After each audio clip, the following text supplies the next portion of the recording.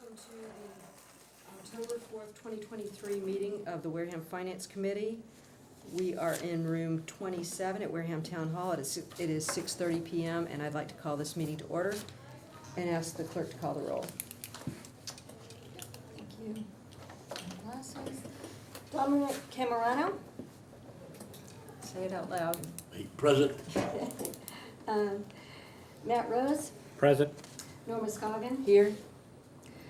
Jody Smith. Here. Joel Stefanski. Here. Heidi Churchill. Here. And Julie Moran. Here. Thank you. All right. I don't believe we have any members of the public to make a comment unless Mr. Bushman has a comment. No, okay. Do you want me to make one? No, that's all right. That's quite all right. So that's agenda item A, and we'll move on to B, which is the presentation and discussion of fall town meeting zoning articles.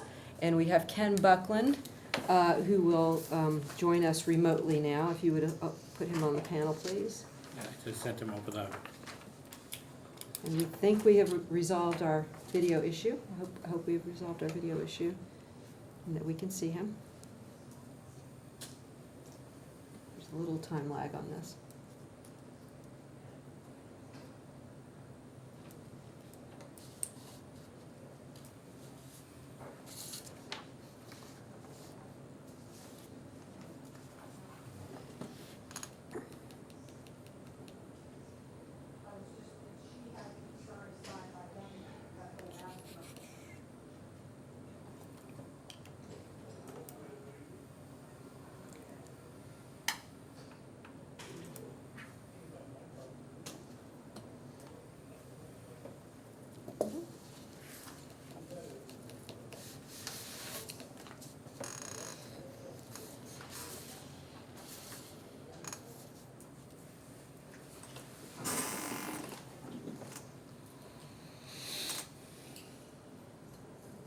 Apologies for the delay. It's always something technical. always something.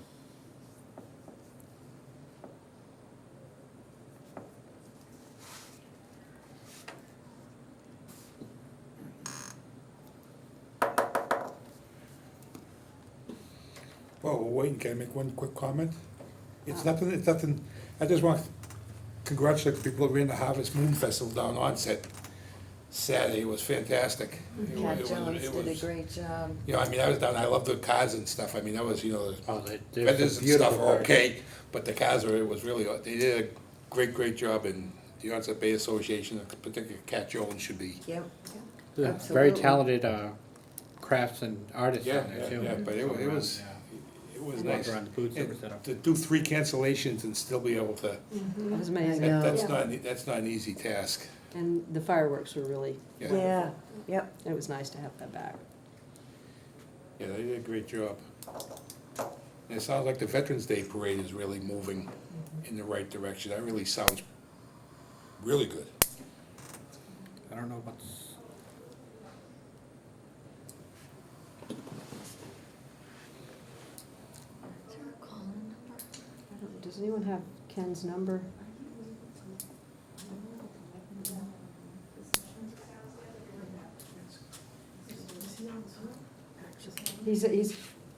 We're trying to let him into the room, or into the, as a panelist, and it's, for some reason, it's not going through. There's always a little lag, but it's not usually this bad. yeah, it's usually not this bad at all, bad at all.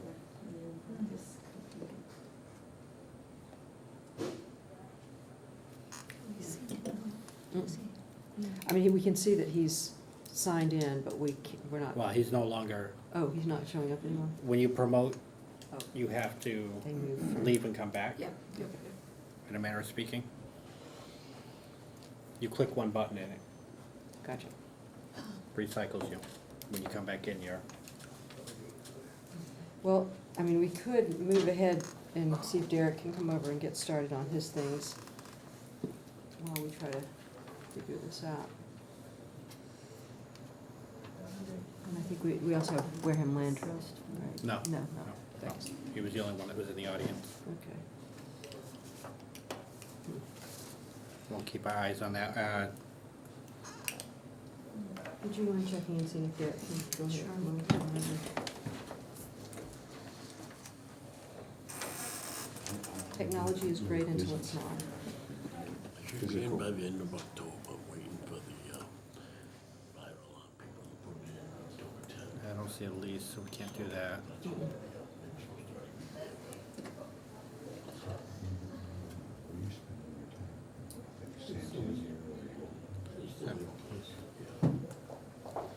Do we wanna move ahead while we're waiting for? So we'll go ahead and move to Derek's articles as soon as he gets here.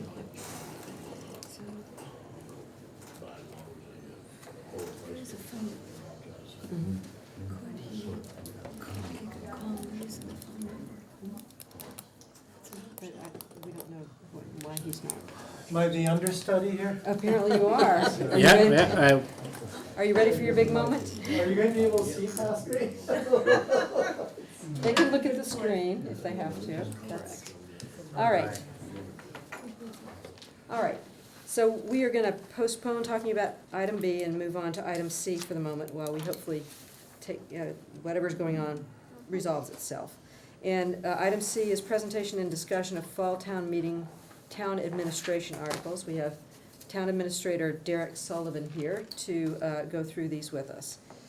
And the first one I have is Article 2, Transfer of Available Funds. Yeah, so as of today, I gave myself the cutoff of essentially October 1 to determine whether we felt free cash should be certified in time for town meeting or not.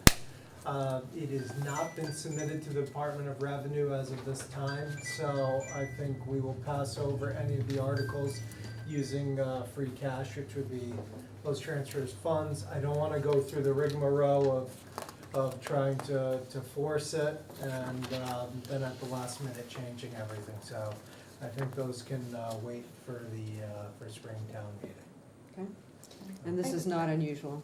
Yeah. Yeah, we've always been our goal's always been the fall, but you know. Mariah, Yes, question? why hasn't it been submitted? Is there a reason? I'm new to this. No, it's fine, it's just, Are usually we you've got waiting on the, something? no, it's just the, I would say the timeliness of sometimes closing the books, you get some of the transfers at the end of the year, plus the revenues.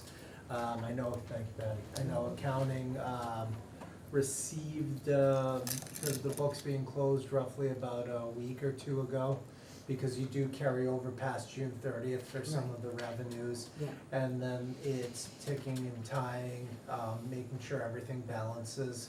And we're just trying to make sure we've got it correct, because the most important aspect is, the part of that is getting your tax rate set. So that's where we're just more concerned about that than anything. Are Ken there, just popped in. I'm sorry, are there any issues postponing any capital items to the spring town meeting? No, I No. don't think we, there's, I'm sure every department that wants something would tell us it's the highest priority. Mm-hmm. But it's, but the only thing is the duration it takes to get some of the items in now. It just means it's a 18-month rather than 12-month wait. Okay, thank you. So, they're good questions, so thank you. And, well, it's largely out of our control. Yeah, so, All right, in that case, let's move on to Article 3, prior year bills and deficits. yes, this is, we haven't had these for a while. These are, I made copies of them plus an explanation. I asked the WPCF director, and there's two sets of them. One is from the onset water department. That was actually billed past the fiscal year, so we still need to bring that forward for $945. And then the other were flow assessment meters for $13,650. I know they were ordered and held, but there was also a concern that the work had not been done, even though they were billing us at the time for it, so I know that was held back. So all told, these will come out of this current fiscal year's budget for the water pollution control facility. $13,650 for flow assessment services, and then the onset water department for $945. So you would characterize the flow meters as having been a disputed bill that then got Yeah, paid? there was some issues and they were held back. And again, we don't prepay on things really for these types. I mean, there's sometimes you would, like an ambulance, if you're doing a capital lease or something, you can get a little bit of a better rate. But once they bill it, that's your billing date for it. So once everything was resolved, now they're ready to pay it. And the way the billing had worked, it actually would have had to have been last April, which was actually even past due, looking at the way it had been set up. So I believe this is just a pro forma cleanup when it comes down to it. Questions? All right, then let's move on to Article 4, PEG access receipts. Yes, the amount that would be transferred for this town meeting is $214,999.52. This is we get the PEG access funds from Verizon and Xfinity or Comcast, if you will, and then we transfer those over to Wareham Community TV, and that's how they are paid for the services that they provide. There's two different ways you can set it up. You can either do it, this is in a receipts reserve for appropriation account, as the town chooses to hire a nonprofit to perform the function. The other way to do it would be to have an enterprise fund and it run by the town. We think that the nonprofit is the best way to do it to get the best result for the town. Questions? All right, Article 5, union contracts. Those have not been voted on open session, so my goal is to have them to you for the next Wednesday's meeting. I know that's essentially the deadline for all the votes. One has been voted upon in executive session, and thinking about it, I don't know that, I think they've made the exec session and the agenda for the selectmen's meeting. I'll double check, but obviously I'd like to have your votes on it beforehand. Questions? All right, Article 13, delete lottery requirements for town meeting articles. Thank you. Some of you have been part of the town meeting for a little while. There's a 0 quorum now. It used to be to act on any financial articles, you'd need 150 people there. I don't know if any of you were there during the time. I know Dom certainly was. It used to have to be, we would stop the meeting, recess it. People would be calling friends, family, neighbors, saying, please come to town meeting. And the lottery was also established. I think, Alan, was that, did you create the lottery one, the article? Yeah, you can blame me. Yeah, so it was but part of it too was people would come for their specific article and then leave. And then you'd say, if an article was voted upon thereafter and somebody wasn't enjoying the results, they'd ask for a quorum count. And, it just became a really, I'll call it a bureaucratic situation. I'll call it a nightmare. Yeah, it was a total nightmare. So the lottery system made sense, kind of kept people around, make sure all the articles could be acted upon. But now, with the 0 quorum, you don't need that. And I found, and some of the residents have spoken to me, I know some of the finance committee and others, and even you're moving back and forth so much throughout the booklet. It's hard to really get yourself ready for each of the articles. And if you see me up there, it can be difficult running, and frankly, it's even hard to judge a bathroom break of when you can go. You get bathroom breaks? Yeah. Yeah, so I think this helps just keep everything in line. It was brought forward before, it did not pass, but the last town meeting, a bunch of people came up, so I said, hey, let's give it another try. Okay. Yeah, Will the right. citizens petitions always be at the end though? Those articles? That is the Board of Selectmen sets up how the warrant is, so. I can't tell you, and this does allow, if you look at the article, the way it was established, it does still allow the Board of Selectmen to take something out of order that they feel is of hypercritical nature. So we've had hurricanes before and such, so we've had, if there was something that had to get done, or you would miss a deadline, you could certainly still do that. So, This vote won't impact this town meeting, it will not, no. just let people know that it's not. That's a good point, yeah, Yeah. so, it still has to, Still has to yeah. Yeah. go through procedure. All right, and I'm gonna ask you to do Article 14, and then if it's okay with you, we will get to Ken, Oh, yeah. there it who is. we have managed to get into the room, the digital room. Article 14, easement agreement with NSTAR, Eversource, Hammond School. This is, give you a copy showing the location. Basically, the Onset Village area has been having some issues, whether it's from brownouts or other, just the loads. Eversource came forward to us, identified this as a location where they'd like to do some upgrades, and which is a benefit to the residents of the area. It's at the Hammond School, it's not blocking anything. You know, we've already provided a license to do the work there, but they're asking for a permanent easement on there for $1, and I think it just makes sense. So, I feel like it's a benefit for the residents in the area. I will agree with you, but what does that do for the property? If we ever wanted to get rid of the old Hammond School, Yeah. what would that do? Well, I look at like their telephone pole easements or something, and if you see, you should be able to see the location. It shows you right where it's in sort of the parking area. If you go to the last page, you can see the pad mount, the box on there. I don't think it's would be a big, you know. You don't think it'll be a, Not to offer a legal opinion, but in general, transfer of property is subject to whatever easement is in place, so it would Good just friends mean. with the land. Exactly, yes.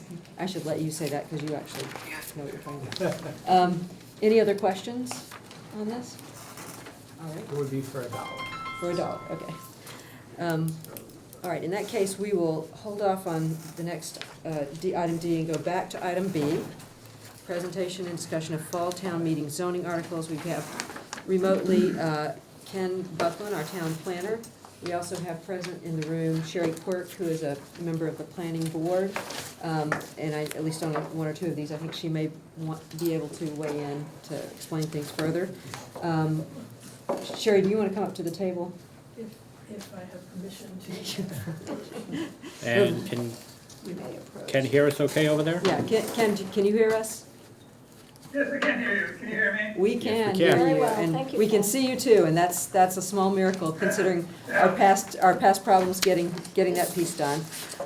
So welcome, Ken. I'm gonna start with Article 18, delete zoning bylaws, section 1216.9, and I gotta say, the way these are all numbered is a little bit new to me, but if you could just give us maybe a summary of what that section does and what change you're trying to make.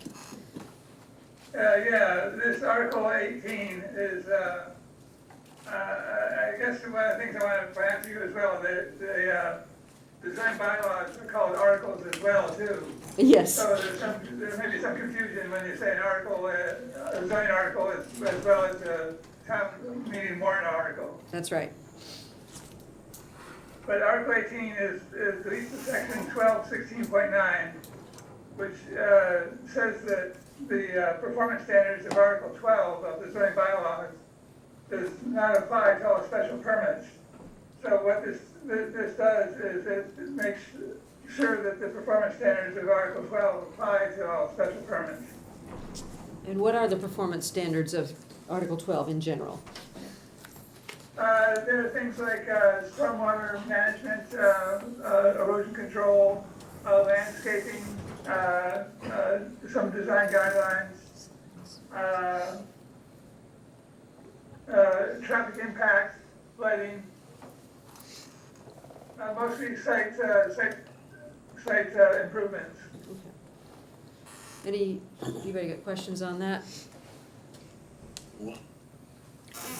I just have one, I'll ask one. Ken, why do you feel this is important? I think the performance standards are important. They are well thought out, and they were written up by and adopted by the town. I think they should apply to the special permits that the town reviews. Thank you.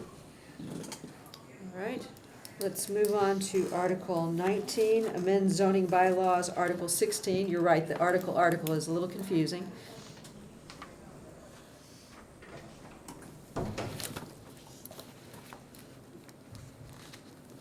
Article 19, this amends the Article 16, which are the definitions in the zoning bylaw. There are other articles in here that have definitions in them, but this was requested by the bylaw subcommittee and the building commissioner for clarifying the terms that were commonly misconstrued or needed clarification in the zoning that they discovered. Okay. Any questions on that? So these are just really the same definitions, just clarification on them? I mean, nothing's really changed? Just some simpler words, is that what you're trying to tell me? There's some new terms that are put in there, as well as clarification of existing terms. Things like the Webster's, there's a reference in there to Webster's Dictionary, 3rd edition, which is no longer in publication and no longer available. So we changed that so that it's the current edition of Webster's Dictionary is the term used. So there are items like that, as well as the definition of cottage as an example. Because the building commissioner found a need to have the cottage defined. Question? Yeah? Ken, as it relates to the cottage, a small frame is kind of ambiguous. Wouldn't you want to put like a square footage description instead? I mean, I can see someone getting tripped up over that definition of small. Well, that gives the building commissioner some leeway. It doesn't make it hard and fast. It allows some justification for an applicant to have something considered a cottage or not to be considered a cottage if they have a convincing argument. But it generally is used in terms that are understood in the building industry. What's an example of where the term cottage is used in these zoning bylaws?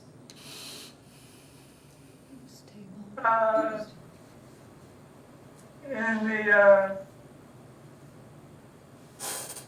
In the use table, Ken? Article 3?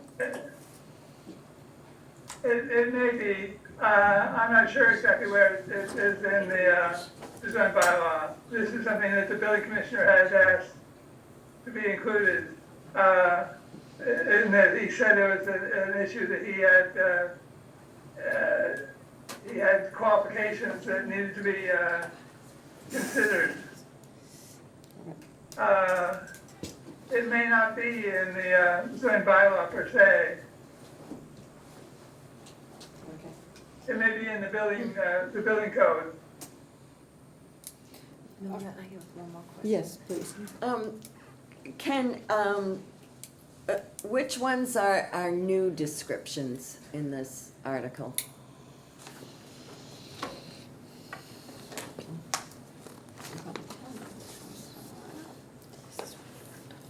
No, yes. So, So, actually, Julie Moran has been working on this. She is a real estate lawyer, as you probably know, yes. and may have a little bit of Yeah, so knowledge here. we, as you know, there are a number of changes, really clarification of a lot of the bylaws. And one of the things that we found in going through them, Sherry drafting the solar bylaws, I doing some work on the Article 15 and Article 14, is there were a lot of terms that were used, were capitalized, but were not defined, like applicant, like general laws, capital G, capital L, meaning Commonwealth of Massachusetts laws, town of Wareham, town of Wareham, town of Wareham went on. So a lot of this is to streamline them so you don't have to keep saying town of Wareham. So people would understand, if you go to the definitions section, as you're reading an article, you would, and you had a question about a definition, you could go to Article 16. So we tried to capture some of the new terms that, or terms that had been in the bylaw for a number of years and had never been defined.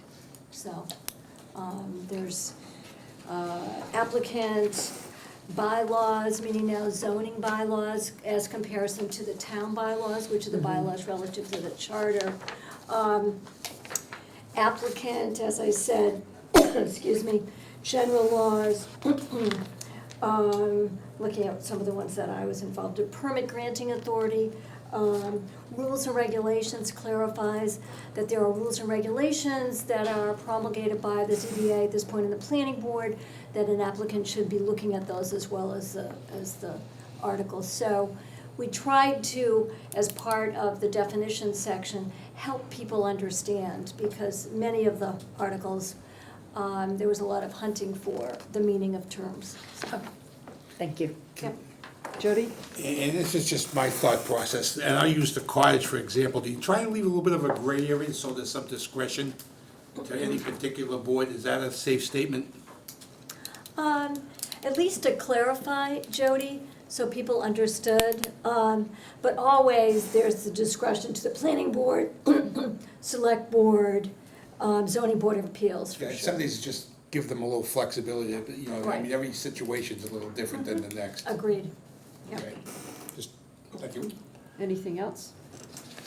All right, then let's move on to Article 20, update zoning bylaws, Article 3. And this is Article the 3, use Article table. 3 is the use table. It lists the uses that are available to place on the land in the zoning districts. And it also has definitions of the uses, of some of the uses in there. And this amendment clarifies some of the definitions and makes greater specificity in the use table as to what is allowed in certain districts. This became an issue particularly with the solar bylaw and where solar facilities, energy generating facilities would be allowed. Questions? Okay. We were, Would you please identify yourself? my name is Sherry Quirk, I'm an associate member of the planning board. And I think it's important to know that we received a very vehement argument from a solar applicant that only site plan review applies to solar facilities. And it's been the planning board's historic interpretation that it's something called site plan review special permit. In section 15 of the bylaws, we've split the concepts of site plan review and special permit. And what we wanted to do is to reflect on this use table that division of those two land use authorizations and make sure that it was well understood that both site plan review and special permit would apply. We were told by town council that our traditional interpretation was strong, but we might want to take this opportunity to make it even stronger. One other question. Yes. You feel that this helps or hurts solar applicants? Depends on what you call help or hurt. It Does it provides, all right, how about, does it hinder solar applicants? I think it will provide solar applicants with more requirements to meet, which, That's what I meant. yeah. That's right, okay. Thank you. the- I don't have any information about that. Siri. I think it was something on there. Okay, yeah, and really what it does though is, it applies the solar bylaw, which has just been approved by the Attorney General to solar projects, so, these are not any new requirements, other than the ones that have been approved by her. Thank you. So more of a clarification. Right. All right, anything else? All right, let's move on to Article 21, zoning bylaw, Article 14 clarification. I think to give a little background on Article 21 and 22, Articles 14 and 15, because most of this was started back in 2022 when the zoning bylaw subcommittee of the planning board was created to advance the changes that they felt needed in the Article 15. And it was found that the administrative requirements in Article 15 were causing problems that made the process more difficult for applicants as well as the boards. When the bylaw subcommittee took shape, it felt that there was a need to have a general description of permitting so that a person could follow along with the where they're going and where they're going to end up in the permit process. So this included reconsideration of Section 15 and the table of uses in Section 3 and the definitions in Section 16 and the administrative processes, the content in Article 14. So the goals were to get clarity, make it easier for a layperson to understand, reorganize, try to make it easier to read and follow the zoning bylaw, simplify, move the administrative content into the rules and regulations, and preserve the ZBA functions, the zoning board of appeals functions, so they weren't affected by the changes. In Article 14, it's substantially changed from what it was previously. It now has the administrative functions of the land use boards and clarifies enforcement of the zoning of the permits that are issued by the land use boards. Questions? All right. Then that takes us to, let's see, Article 22, clarification of zoning bylaws, Article 15, land use. I think clarification is not quite accurate a term to use. It's a complete redraft of Article 15, which was previously the site plan review process. And in this case, it's the whole permitting process, all the way from pre-application to the length of the permit. And the article is partnered with rules and regulations that the boards are considering now. Key improvements are completeness standard, performance guarantees, enhanced review criteria, and design review for all large projects. Questions on this? All right. So the next one is, let's see, Article, let's see, that was 22. Article 23, zoning bylaws, Article 3 and 5, wireless communications. This is a co-location requirement that was requested by the IT department to assist our emergency services departments by requiring that the option for installing municipal equipment on new cell towers being erected in town be required for all new cell towers.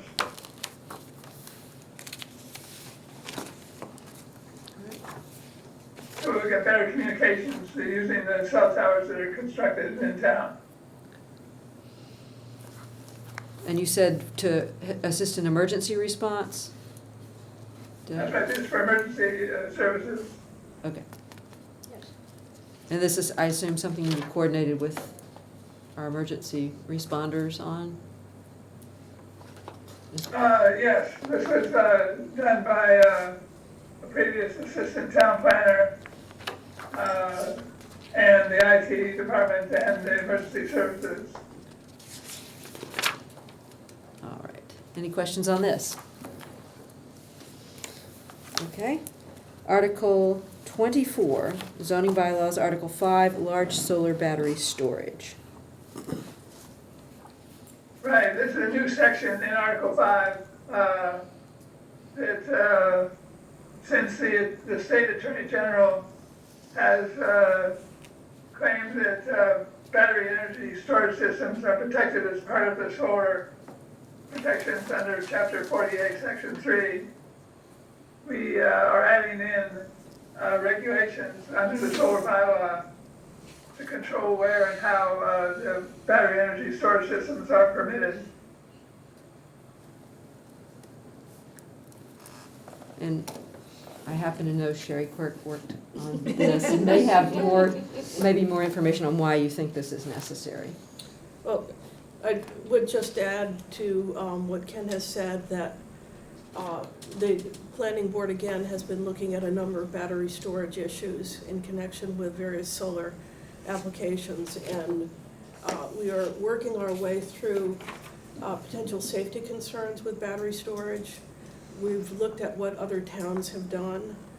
We've looked at the sort of the status of development of this technology, and working off of what other towns have done, we've put together a set of bylaws that is intended to assist the town in making sure that battery storage built in town is safe and properly sited and conforms to what we need in terms of placement and operation.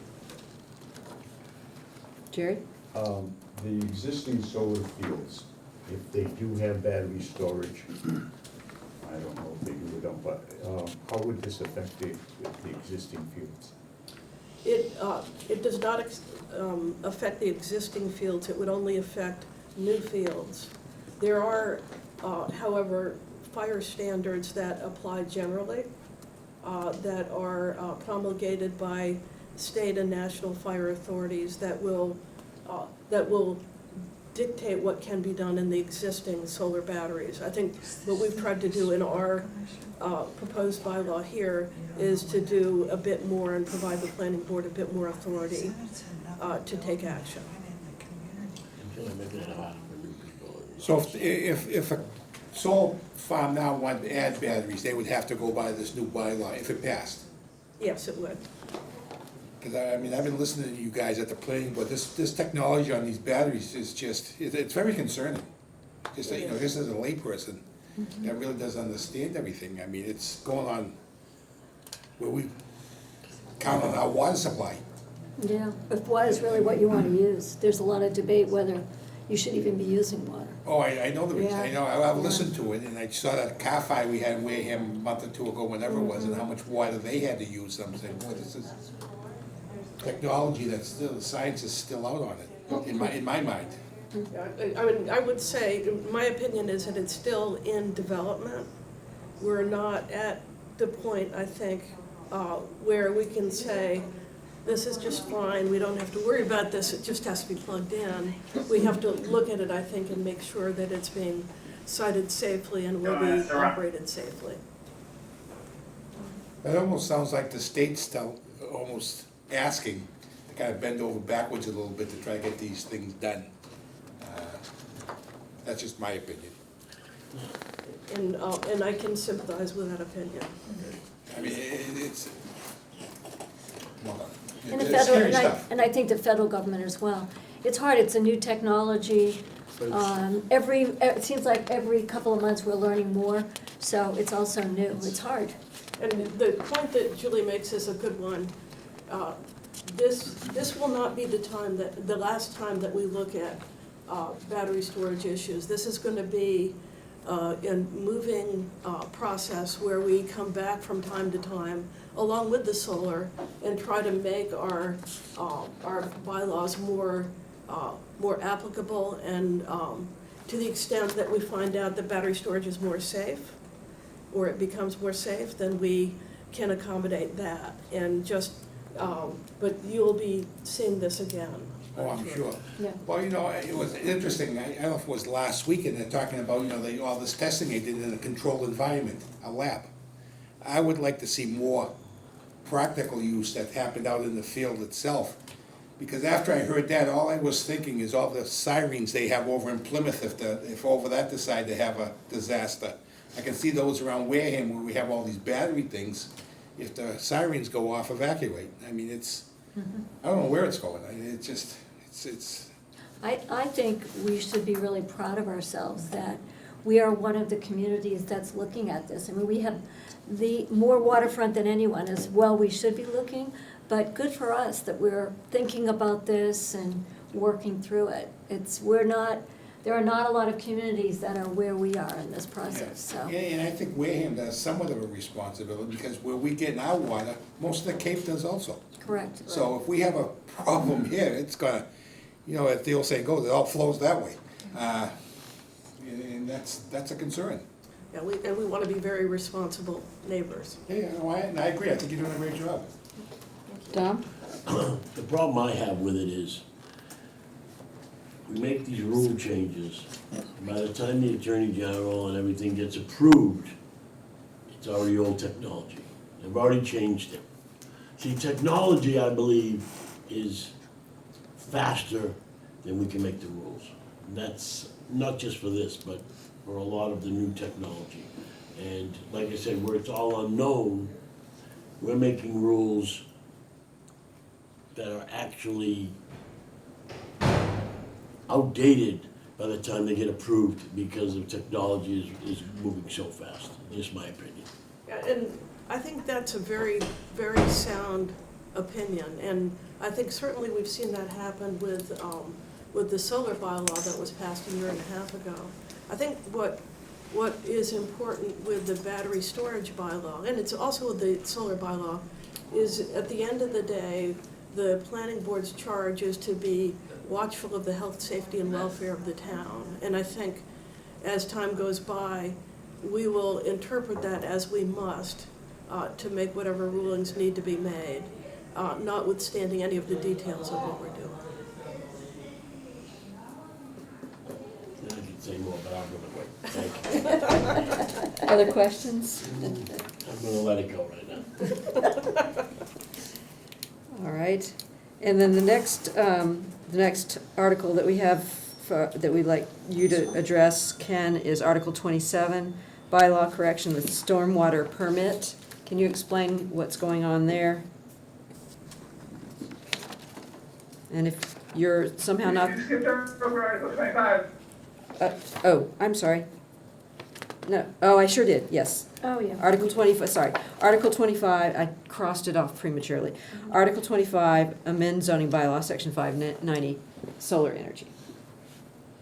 Yeah, this is the solar energy bylaw that was just approved with some rejections by the Attorney General. And unfortunately, this includes content that was rejected by the Attorney General. It is not changed in this. So I'm recommending that we pass over this article at this time and bring it up at the Springtown meeting to reconsider at that time after we've corrected the errors. So just to be clear, the Attorney General opinion came out on the day the warrant articles were due? Is that That's correct. Yes. Which then, it was just sort of impossible to anticipate what to do there, so. Sherry, would you mind just talking a minute about what the effect of this is? You know, what will the planning board's, response to this, I mean, on a solar project? On the Attorney General's opinion, Well, just on moving this to the spring, is there any impact that you see, or is it really just we wait until the spring? well, you know, I think the first answer is, I mean, part of the reason this was put in as a placeholder in case we needed to do something in reaction to the Attorney General. And we have her reaction, and we also have her affirmation that the splitting up of site plan review and special permit. So that was a large part of why we put this bylaw in. Now, until, I mean, in spring, what we have and what we'll likely be looking to deal with is she equated large standalone battery storage with solar projects. And so what she said is that large standalone battery projects are the same as solar, and the planning board cannot prohibit them. And so we'll be looking at that issue coming into the spring. Right now, standalone battery storage is not a permitted use. So, you know, someone who wanted to do such a project would need to go through the ZBA. It's not a permitted use.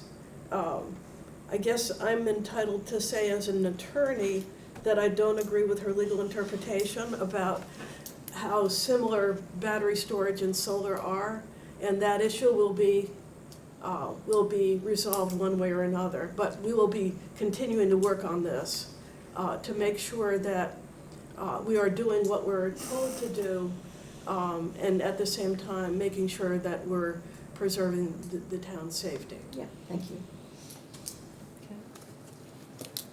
All right, no more questions? All right, let's move on to Article 27 then, the stormwater permit bylaw correction. All right, well, this, when I drafted the stormwater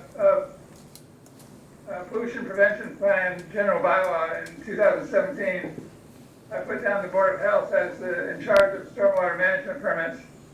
This was because I put them in charge of illicit discharges into municipal stormwater systems. And this was part of the MS4 EPA program for stormwater management. I received an alarm call asking what to do about how to consider reviewing a permit from the health agent a couple weeks ago. And since the planning board regularly reviews drainage projects as part of the construction and large projects under the site plan review functions and special permits, it makes more sense that the planning board take the stormwater permit process that is described in that bylaw, the MS4 bylaw. So it makes sense to have the stormwater permits before the planning board. This has not been discussed by the planning board yet, though. Questions? I have one question. Yes, please. Would this be a big deal for the planning board to take on this role? No, it wouldn't. As I said, they already look at stormwater management, and they have a consultant under with the 53G program, which is paid for by the applicants to review stormwater, and that review is based on the standards of the Massachusetts Stormwater Handbook, which meets the criteria for MS4, the EPA program. So the planning board is already in the swing of things on stormwater management permitting. Okay, So it makes sense for them to continue to do that as part of this function as well. okay, thank you. Madam Chair, Yes. Ken reminded me of something. The battery storage in connection with solar also has not yet been heard by the planning board. Will be heard at the next meeting. And what is My next that? question, I was gonna say, all except for Article 27, the planning board has voted and supported all these articles, but obviously there's still things that need to be looked at. That's correct. 24 and 27, right? And that meeting will be October 16th. 16th. Monday. Yes. Right. So just 24 and 27 is the only ones that get really left to discuss and vote on? That's right. Any other questions? They'll also be reviewing Article 31, the That's right. update of Article 8 on affordable housing. So that is not, yeah, that's not on the agenda, but it is something that we're gonna be voting on tonight, so I think it's appropriate to hear what you have to say about that. This is the bylaw for affordable housing, which the town needs. It's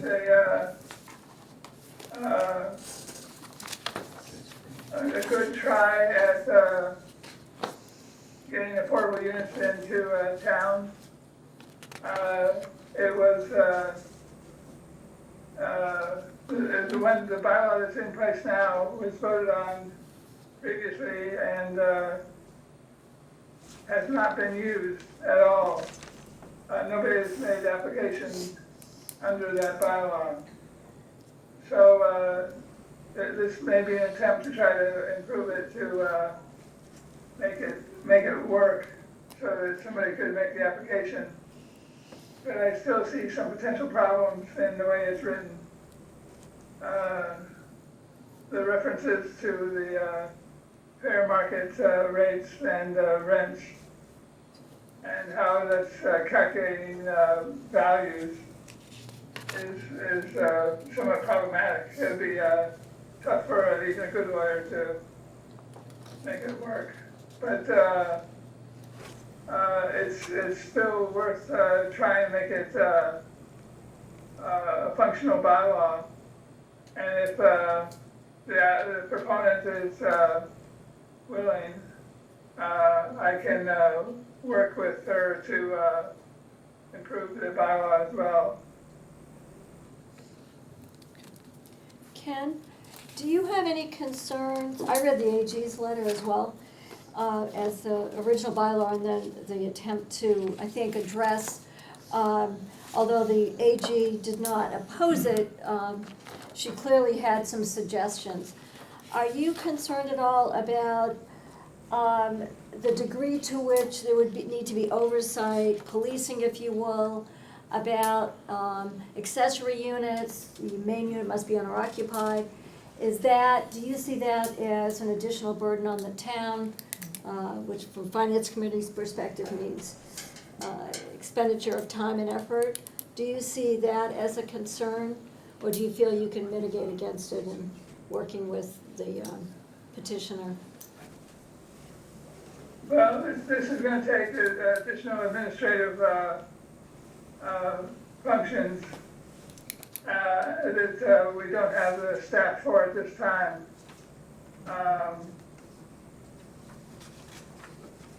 I think that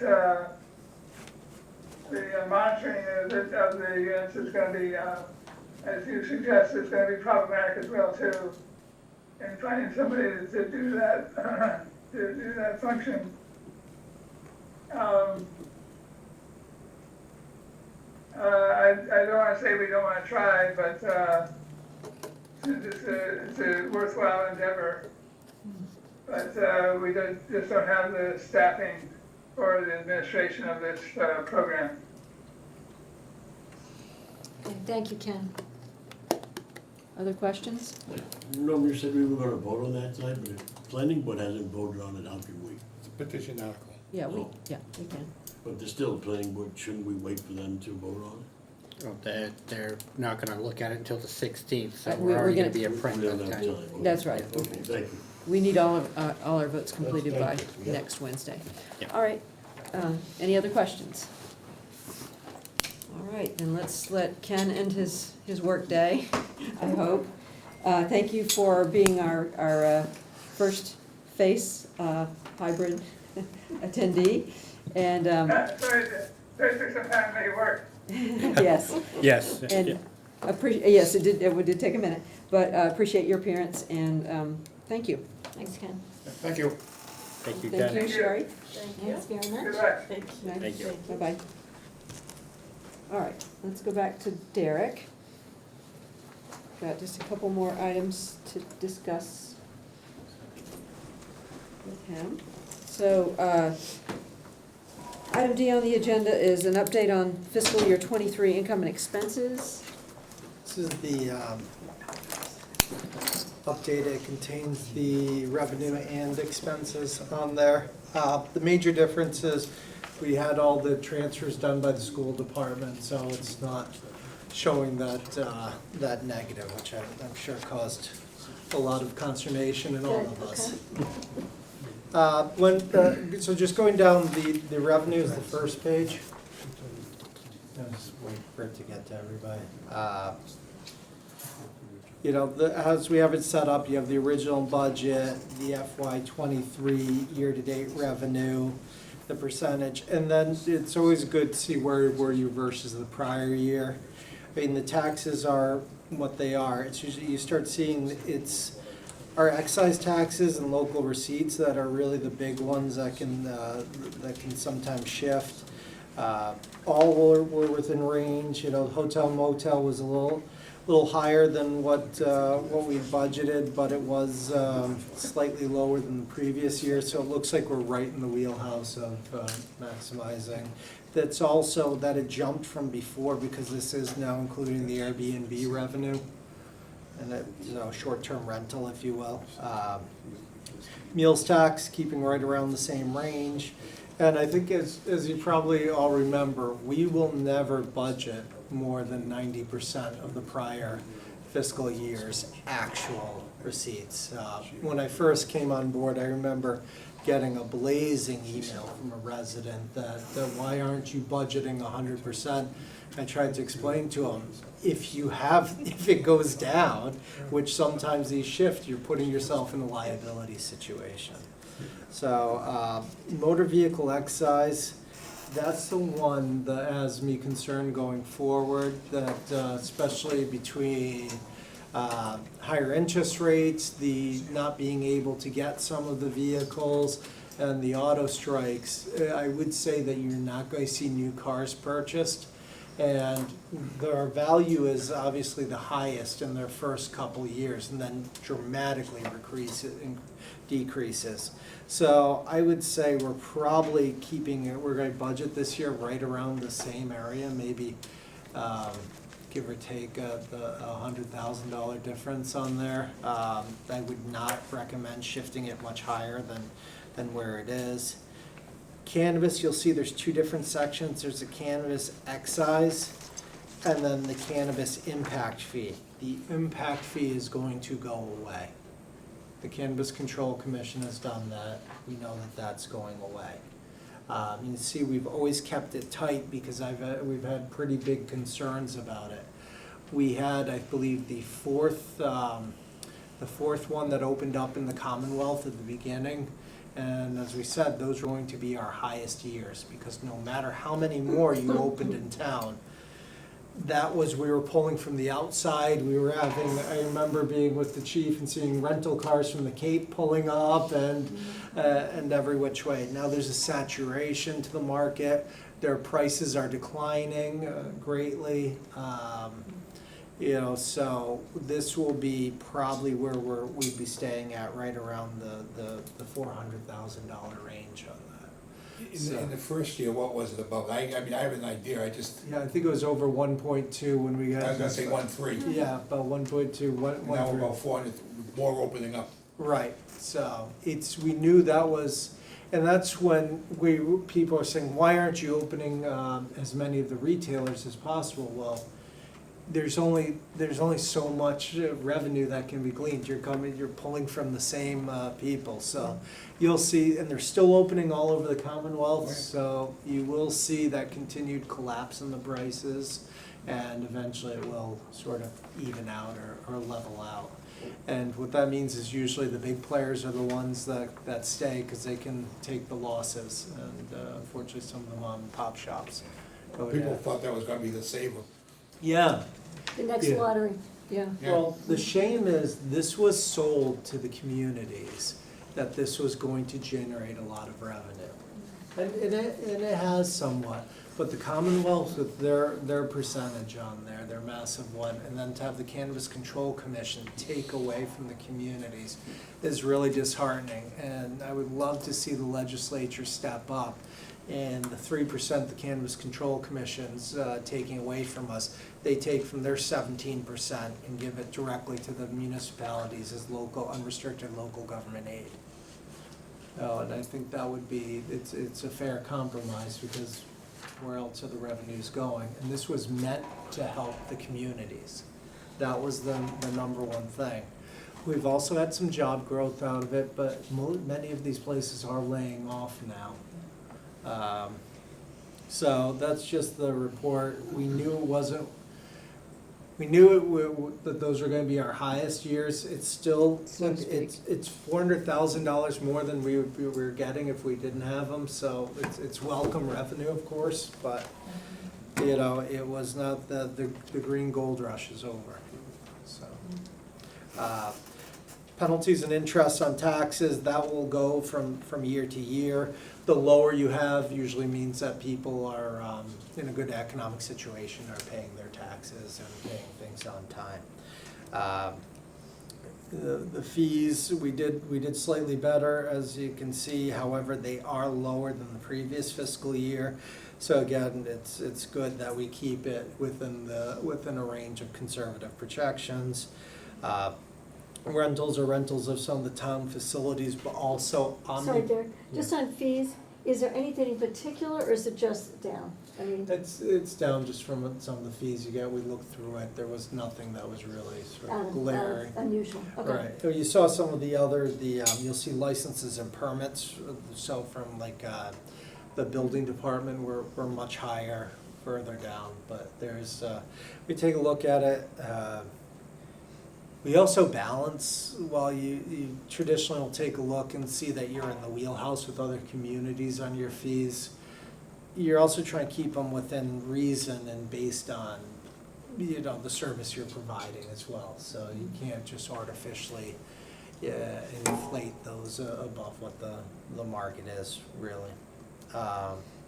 So then you'll see the cannabis impact fee. That's the one that we know will be going away. Rentals going through, that's some of the building rentals, but also in this building, there's actually a tower for OmniPoint up in that people don't really know about, and that's where we get some rentals from them. And they're requesting an extension, so that's probably gonna have to be bid out and brought to town meeting if it's a lease in excess of 10 years. And does this include any rental of real estate? Yeah. Okay. Is it a cell tower, or? Yeah, they have, I'm trying to think, because I think it's really through Xfinity, so it's some of their cell and The hot pushing spot out there, or yeah. An array, yeah, okay. So, and ironically, sometimes you don't get good signal, so I can't figure it out. Yes, Dom, question? Number 3, to the town administrator. Permits, where there's a moratorium with the sewer, you think that that's gonna hurt the building permits at all? Yeah, I mean, it's gonna have some effect, I just don't know how much you think it's gonna be. You'll have some effect on some of the new growth building and things such as that. It won't impact remodeling, some of the tear downs, things like that. If you just look on, driving around, you can see specifically more towards Onset Village, some of the other areas. there's additions, some that have been, buildings that are torn down, some that combine two lots and built right to the edge on all of them, that's allowed, so that's, a lot of those permits can be expensive. Our biggest years were sometimes when you have big projects such as the Woodland Cove or things such as that can be big generators for it as well. So, long story short, there will be an impact as to some of the new construction areas that we have. There are sewer stubs that are available, so they've been accounted for already. It would stop maybe some developments, but some may have septics if they have the ability to do it. Thanks. So. Fines and forfeitures, that's again, sort of just comes in and out. So we're a little bit less than the prior fiscal year. Investment income, you can imagine we went from basically 0.01 to, 1.5 to in some cases, tremendous increase in investment income to the 500,000. And I thought, when we were doing this budgeting, I remember I thought I was being slightly aggressive at the 100,000 mark, so. Not at all. The I upside of inflation, huh? So we know that they're calling for potentially one more rate hike before the end. So I think we can make a pretty decent adjustment on this but I wouldn't bring it up to 450,000 or anything like that. Yeah, I think 2024, they'll stop probably the end of this Yeah. year, but they won't go down next year. I think No. they'll leave it at whatever it is, 5.5, 5.75. We're seeing corporate layoffs starting to happen at different levels. It'll be interesting. It'll be interesting to see what the UAW strikes are going to contribute to the economy as well. So it's yeah. No crystal ball. Yeah, no. If, like I said, if I knew them all, I'd be retired to an island down in the Caribbean somewhere. Miscellaneous recurring revenue, and I brought that literally is miscellaneous. It can be checks that are returned, or those there. So that's really one of our lowers. And then you have miscellaneous non-recurring that can be one-time fees that aren't really put into anything. If we sell equipment at an auction or something like that, that's in the non-recurring. So you don't budget that any of the years. Medicaid, that's for through the school department, some of the reimbursements. Sometimes it almost feels like it's reimbursed quarterly. That it's almost like Charlie Brown's shirt with the the squiggly lines as to what you actually get. So we were right. We know we'll have to reduce that for the next fiscal year's budget.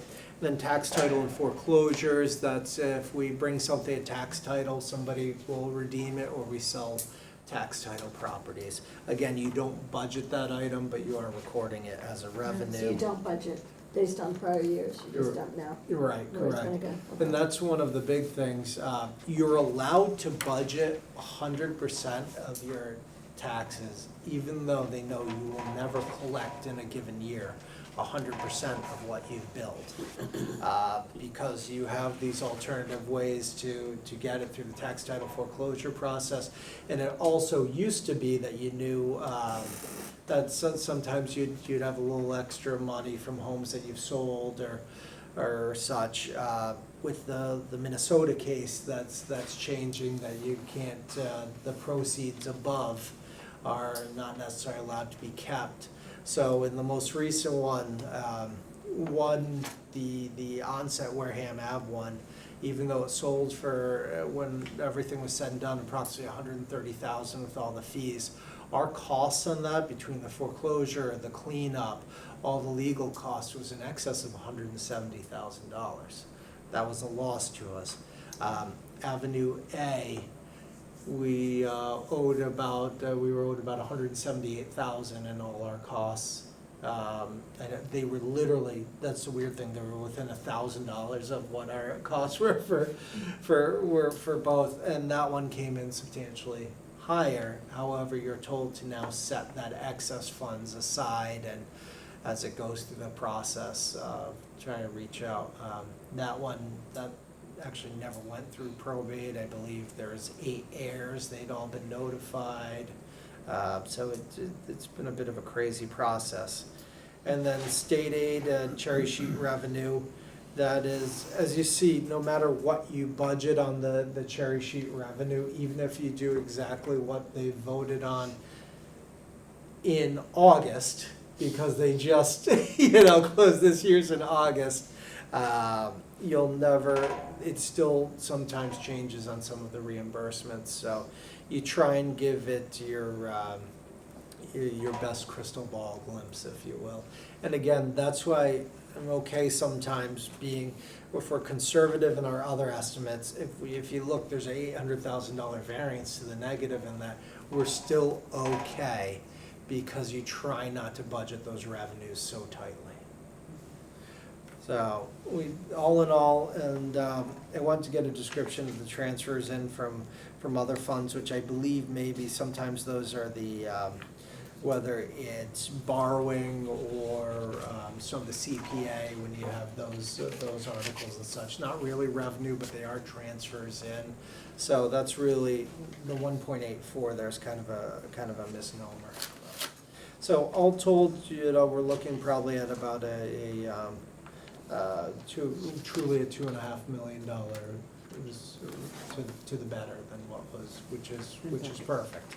When you think about a $73 million budget, you want to have about at least a 3% to 5%, above what you actually have processed. So.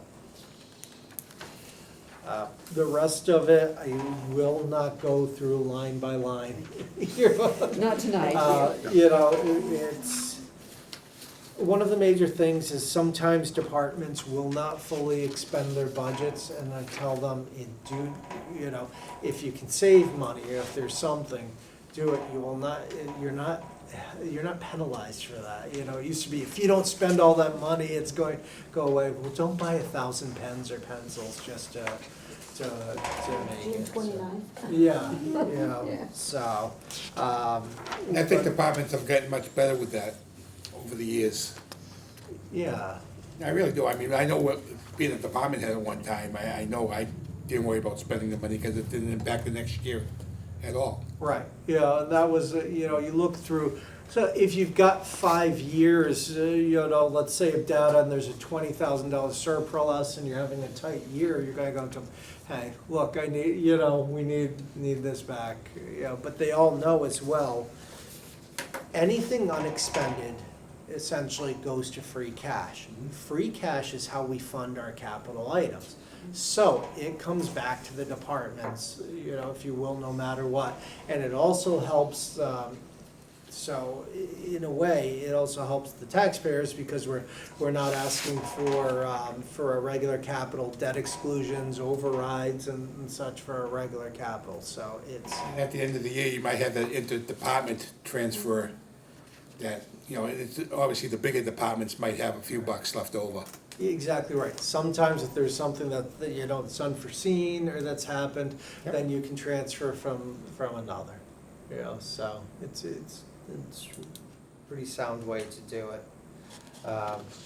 So all told, it's that was looking as well about about 2.4 million unexpended throughout the whole amount, and that includes the cherry sheet assessments and the whole way through. So in the bigger departments, we knew that the police were going to have a little excess last year because some of the positions remained unfunded, and so.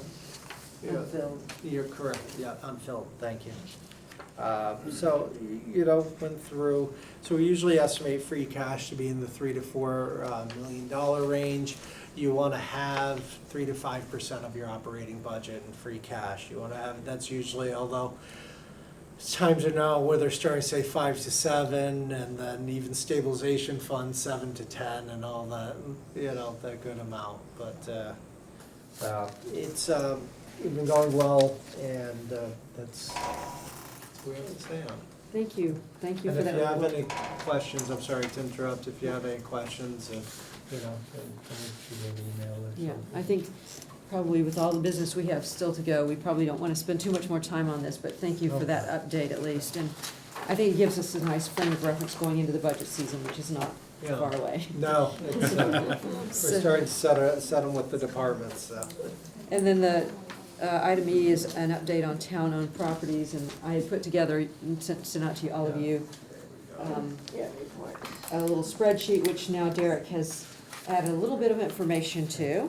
I was gonna say bastardized, but that's okay. I wouldn't say that, I would say you improved it. The other main things I thought was going through so you could actually understand some of the buildings that are generating some revenue or offsetting their own costs. The first one I'll go is that's the Hammond School in Onset, right where they're doing the Eversource. Right at the Christopher Donovan School's in there. We put it out for bid again, and they're paying $3,500 monthly for that. And then on the other side, the Wareham Tigers use it for cheer, and then they're also doing a wrestling program. You're really using that side. It's a license for it, so they could be vacated at any time. But it's a community organization, so their use of it, seems to be appropriate. And so the items you crossed through are just basically lots that are just sitting empty? Correct, yeah. There's no They're just- buildings on them? Right, they're just sort of the. Vacant land. It was a little unclear to me from the Right, so I just records I figured, had. I figured I'd do that, and you could just see that so that school is going to need some work. Dave Menard's been bringing it forward. We've redone the roof. The exterior is in a little bit tough shape, and at some point the boilers are going to need to be upgraded.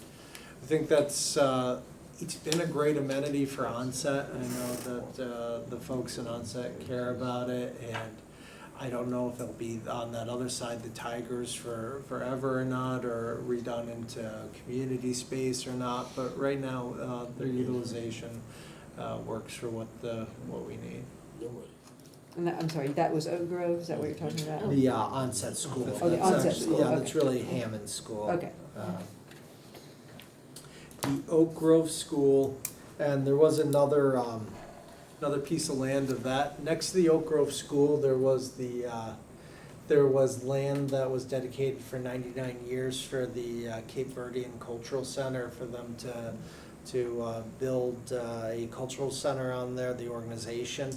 And why that is, that used to be the essentially segregated school for the community. Right now, the Oak Grove Cape Verdean Cultural Center is leasing the building.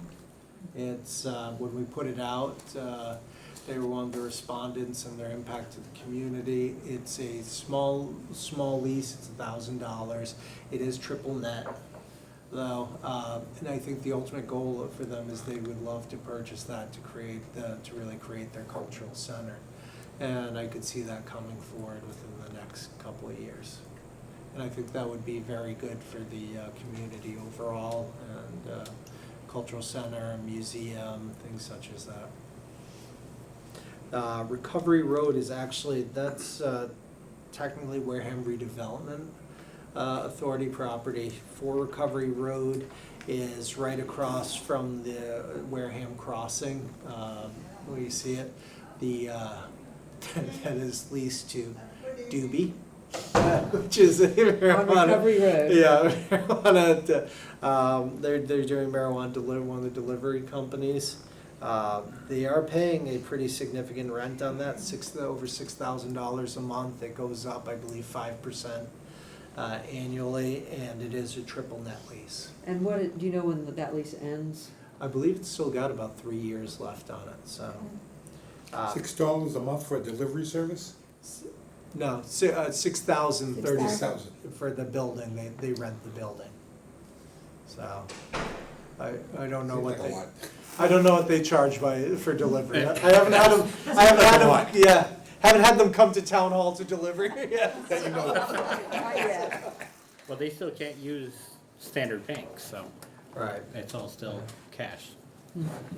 They're, it's an interesting, yeah, I know Century Bank, which merged with another, was working with them for a little bit. That was really the green gold rush, because I believe they were charging for them to have a checking account, something with like $5,000 monthly on it. It was amazing. Wow. Tremont Nail, this is what I'm speaking about here is the steel metal building. If you remember years back, that was actually reskinned by a marijuana company. What I mean, it was taken down to the studs, brought back up. Approximately, their cost was approximately 225 or 230,000. Had we have done with prevailing wage, would have been probably closer to 400. I would say easily. Then they moved out of Massachusetts due to the vape ban, from which was one of their big projects. It was put out to bid again. Another company is renting that, which is a marijuana that has not started production or anything. It's $12,000 a month that they're paying for that. We currently have that. Just so everybody knows, that goes into the Tremont Nail revolving account. Offsets the cost of the electricity, the other things for the site, and there's currently a little over $92,000 in that account for the due to this lease. So it's I have a quick question. What's going on with the rest of the site? We Is that still, we still have the master developers working on it. You know, there's some things that obviously are holding them up as to the future of the dam, which no, I cannot get into. Right. So, Dr. Dan, yes, yeah, let's not. but Yes. also, it is a tough site to redevelop, being in the flood zone for most of it, the age of the buildings and the cost to do such things. So glad we're getting the monies in now for this for the rent, and hopefully we can start putting a little bit back into it at a time. And we'll see, you know, at some point they need to start moving forward on it no matter what's happening, and or we have to start seeking other alternatives. But they are, the master developer is linked to the marijuana company. So while we're getting $12,000 a month, you're also trying not to rattle the cage too much, so. And the last one is the Old Town Hall, 505 Main Street. It's by Center Park, or AKA Soldiers Monument, if you see it over there. That is the triple net lease, except for, I believe, the roof is excluded from that because of the, I think they were so fearful of having to replace the roof at the time because it's of the style that it is. But it's just under $2,000 for that. And Wareham Community TV, it's a good tenant to have in there. So these are really, and you know, if somebody's listening from the outside, obviously we're not talking about the town hall, the school buildings, and you know, such. So. Questions about the Deacon School. You got nothing, no revenue coming in from all the stuff that's been going on over there, or? Right, yeah, so right now we've been using it for a training site for the police, for, you know, that's obviously school shooter training, things such as that. It's, the Plymouth Academy is using it. Our own officers are also doing as part of that SEMLAC, which is essentially our Southeastern Mass, our SWAT unit, if you will. Tough to put a value on that, you know. So it is. So we're giving them the space to do the training. They're doing the which training is- on the space. I've had some inquiries from some outside entities and such that we're talking about. You know, there could be an RFP drafted on it to see what would happen. Obviously youth sports are using the fields, and that's been a really good use. And you know, so we'll see what's sort of happening. All right, thank you for all of this information, it's very helpful. Anybody else have any brief questions? Shall we move on to our final guest? Thank you, Derek. Well, Thank you. have a good night, everyone. You too. So, we have Elise Leduc Fleming. If you would just come up to the table, please. That's okay, I can pull it right back out. And this is item F on the agenda, presentation and discussion of Fall Town Meeting Article 10, Marks Cove Vista. And this is another CPC-related article. We heard the rest of them last week. We had, Elise and her people had a conflict last week, so she is here on her own tonight. And if you would, please just give us a little introduction to your article. Sure. I don't know if I need to do this here, but for the record, Elise Leduc Fleming, I'm the Executive Director of the Wareham Land Trust. I believe I did send in a copy of what we had sent to the Community Preservation Committee, so you have our application and the budget, which has been slightly revised, so you do have the updated version. And then the Community Preservation Committee likes round numbers, so we had officially requested $246,750, and they just wrote the warrant article for $250,000. So officially, we are requesting $250,000 from CPA funding for our Marks Cove Vista project. This is located on Cremisa Road, and it will allow us to purchase and protect 3.5 acres of land, partially forested upland and partially salt marsh, along the shores of Cedar Island Creek and Marks Cove. It's of very high conservation value. It has natural heritage biomap, critical natural landscape. It's within the sole source aquifer. It has wetlands. It's adjacent to the larger Marks Cove Conservation Area, which has ownership from many conservation partners, including the Wareham Land Trust, but also including the town of Wareham, Mass Audubon, Buzzards Bay Coalition, Wildlands Trust. This basically makes that reserve bigger. So this is going to add to that contiguous protected open space.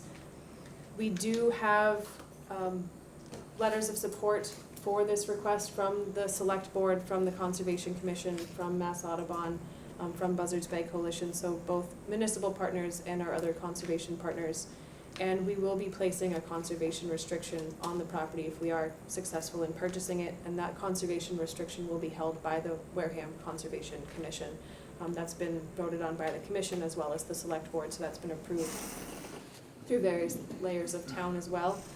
And I guess most important for the Finance Committee to recognize is the application we have to the Community Preservation Committee and what's up for the warrant article at town meeting is the full cost of the project as a conservative move on our part. But we have been doing private fundraising, and we do have a additional grant request into the state's Conservation Partnership Grant Program. The Conservation Partnership Grant ask is for $125,000. We will find out at the end of October if we receive that or not. We did have a site visit from Bob Wilbur, who's part of the Conservation Services Department with the state. He gave us very favorable feedback. He said the project is very competitive, so we are hopeful that we will get that money.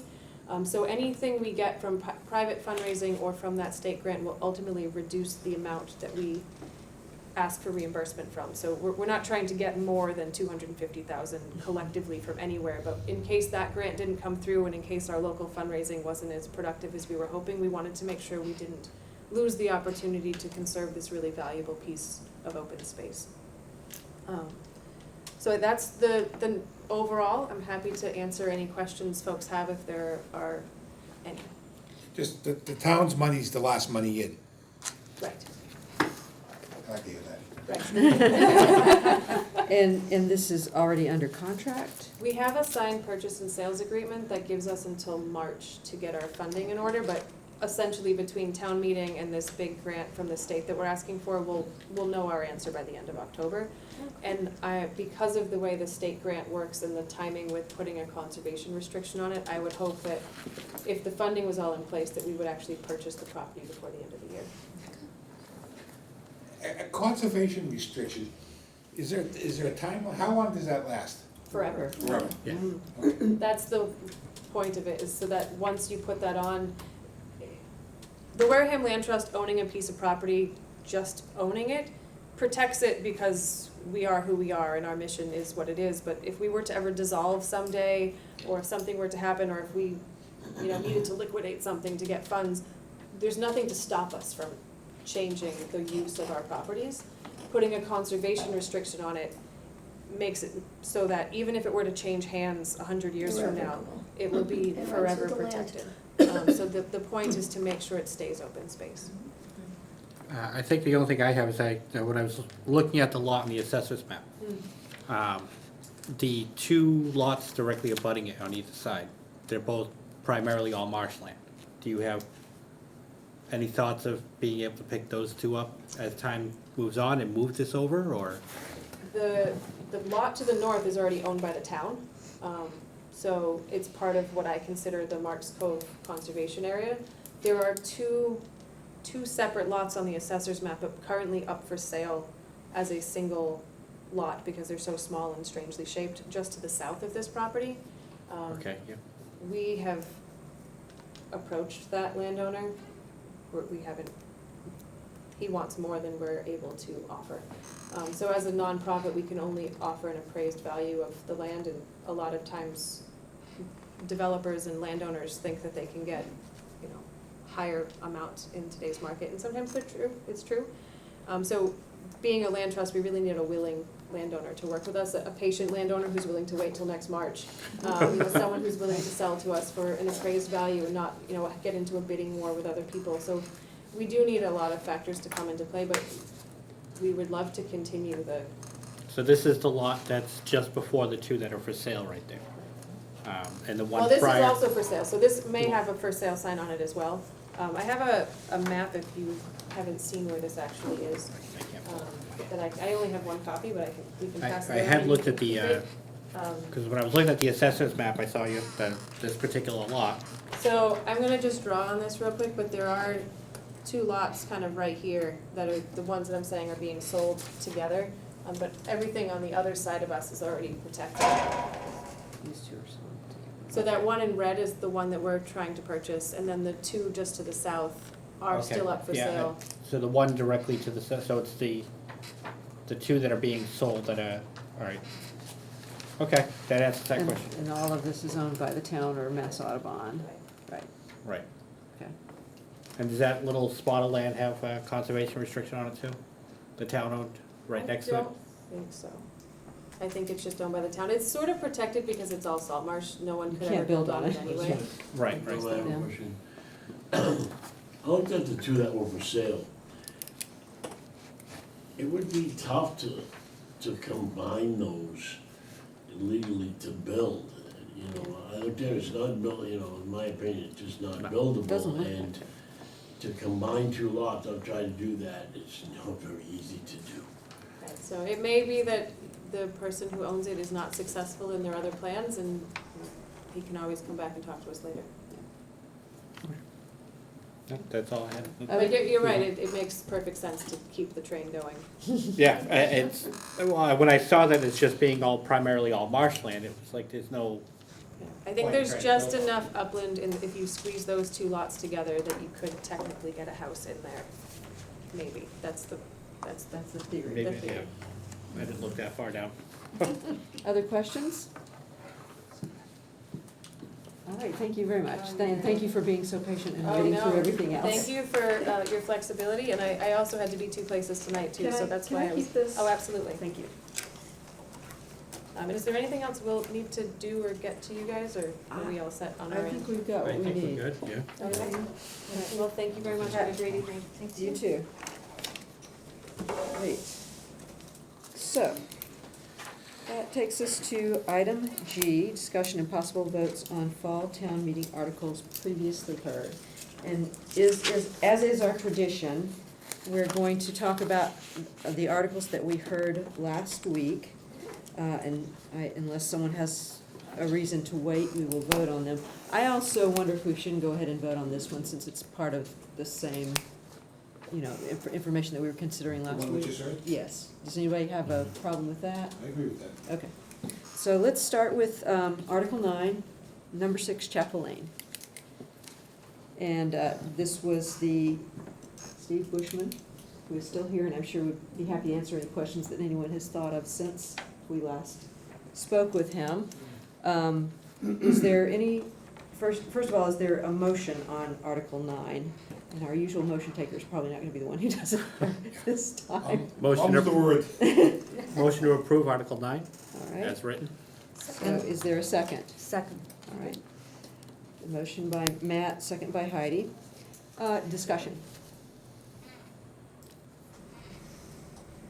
I don't know if anybody else had a chance to look over some of those letters. I did read over some of the letters that Supporting letters. they provided to us, and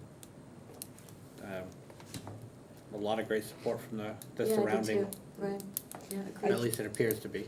I think in this case, I like that we have a local person with a track record doing something that we need done, which is to provide more affordable housing.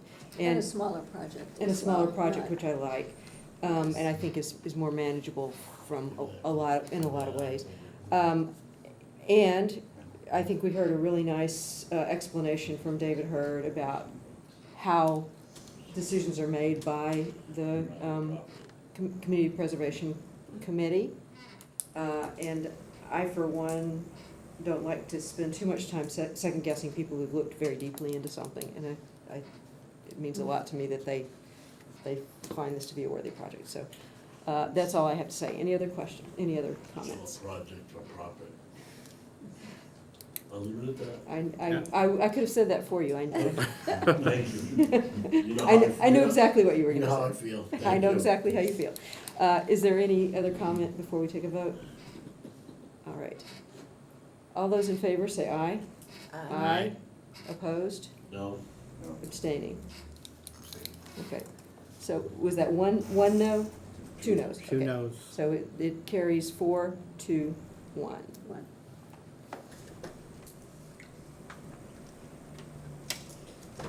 All right. I And move we recommend Article 10, Marks Cove Vista, Max Gold. which we just heard and we had a few questions about. Is it- Second. Second by Dom. Does anybody have any further comment or anything you want to say? I think it's a great use.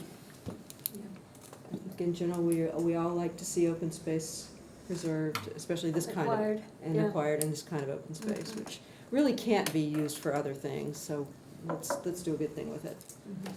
All right? All those in favor, say aye. Aye. Opposed? Abstaining? And it passes 7-0-0. I move that we recommend Article 11, Westgate property. Okay, and as a reminder, first of all, is there a second on that? Second. Second, And as a reminder, that's the conservation agent's project, Boardwalk. the boardwalk, and a viewing deck. The viewing deck. Yes, but again, an open space type project. Right. Any discussion? All right, all those in favor say aye. Aye. Opposed? Anyone abstaining? It passes 7-0-0. All right, and the Article 12, the CPC, I recommend the Affordable Housing Trust. Article 12. Second. So,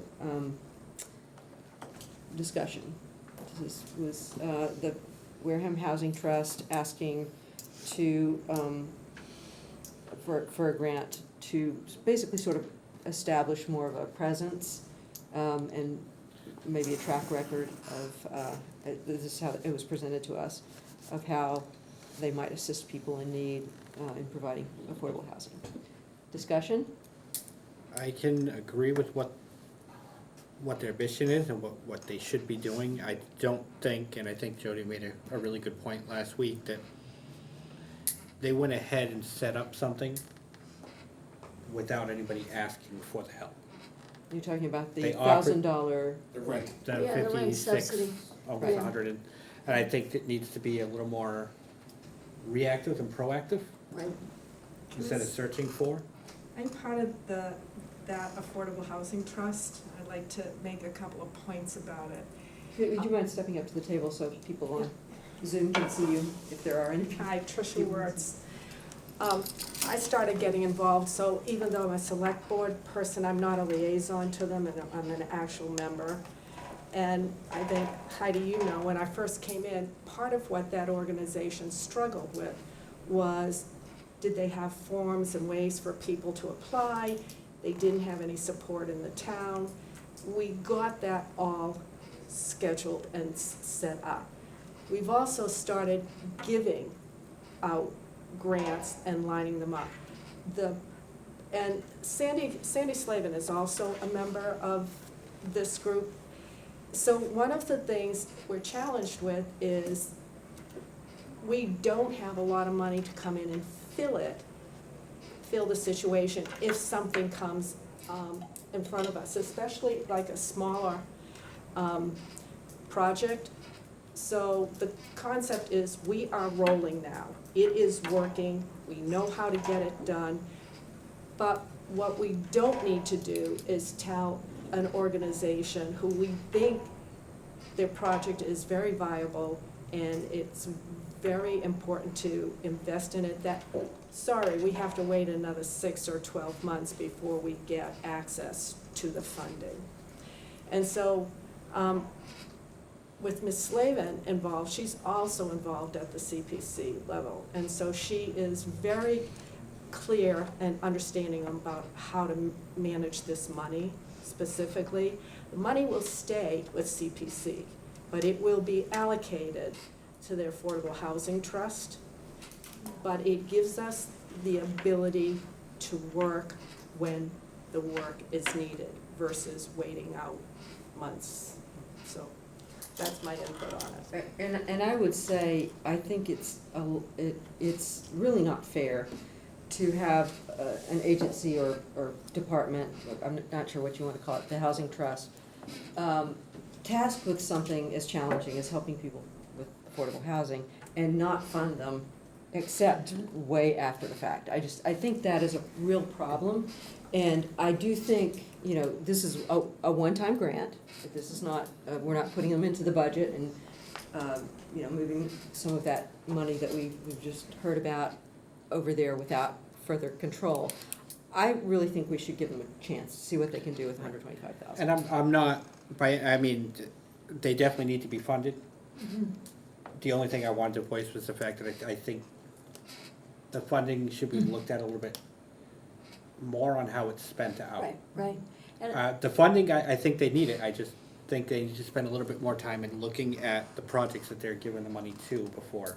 So you would sort of admonish them to take that Yes, seriously? just take I that, think just so there- that there is money if somebody does come in that, you know, a resident that needs it, Mhm. right. and not someone that's looking at going into, you know, Woodland Cove or one of the other. Well, I think that's the problem with Woodland Cove. The deal was made years ago as to what we were gonna promise the developer in order to help the tenants. It's not something that we would take on again like that, well, not we, sorry. Absolutely. Yeah. That we're just paying for previous mistakes with Woodland Cove, but that's not really the way it's gonna play out in the future. Woodland Cove is a new project that hasn't been open for years, it's. Well, it's It- been it's a open. couple of it's- years. It's been in process. Yeah. It's, Yeah. and it's okay, like I said, it's not, you know, it's not the project, it's, no, not the fact that I don't wanna see them get funded, I just, It's just a Why? concern that you have. right, I just wanna see it being used now. I think that's And- right. And just for, I think everyone knows this, but Heidi used to be on the housing. The other thing that Carl had mentioned is getting the word out Yes. and developing, you know, a plan to communicate, because you really want our citizens to know about this. I mean, for me, it was interesting listening to the presentation about how it works and what's available.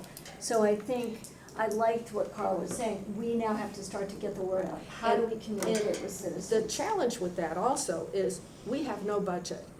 We Right. have no marketing budget. Yeah, We that's what don't he even said. have 25 cents to have someone develop a page for our website.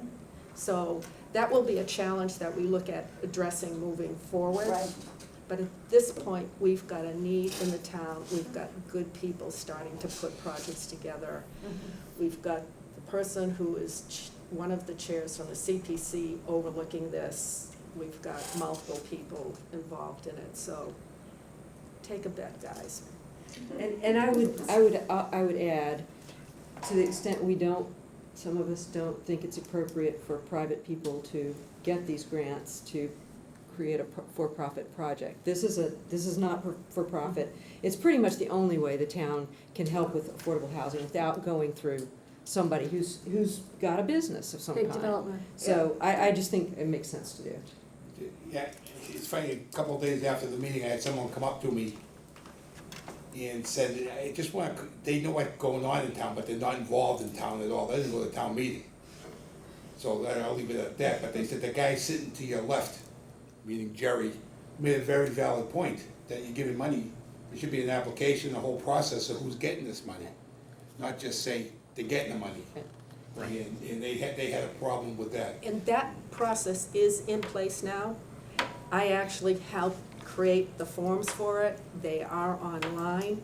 We have approval from the BOS secretaries, or the support staff secretaries is a wrong word, to help work with us to do that. So we really have been playing internal politics, and please love us, because we're doing things that we have no budget for. So has there been applications from potential tenants for There have- Woodland Cove? There's been applications from tentative builders, but we haven't put it out to tenants yet. You know, that's. Right, the tenants from Woodland Cove are gonna go through that lottery They're- process through their agent. Yeah, I one get of it. the things we had to set up there is how were we gonna process those funds? So that was a big project, we got it put together. We also have been working on leveraging some of the other towns' processing staff to work with us. And I think once this gets rolling, it's gonna roll, but we have to give the car a push first. We'll wait to vote until you get back. I'll go right And I back. think Alan has a comment. Identify yourself, please. Hey, Al. Took care of that. Sandy Slavens' husband. It's interesting. Oh, no, this can't be good. Is she messaging you? Yeah. Just to clarify, Woodland Cove was a very non-appreciated 40B coming into town. With a lot of problems, a lot of construction issues, a lot of problems with the special services, a lot of problems with the Mass DOT, with the road construction that was going on 6 and 28, with them not getting their permits for sewer hookup across the highway, etc. It's been a major disaster as far as I'm concerned. Also, their history outside of Massachusetts as a company is terrible.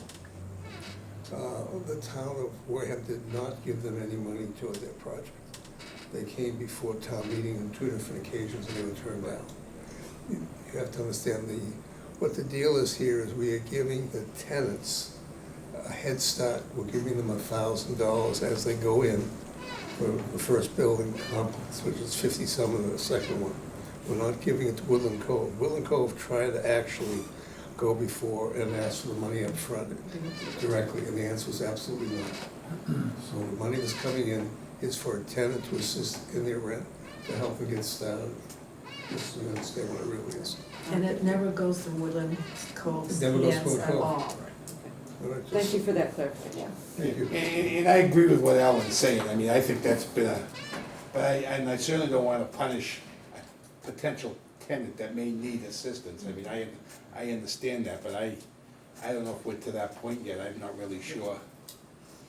And yes, I'm one of those that are against private developers getting any money.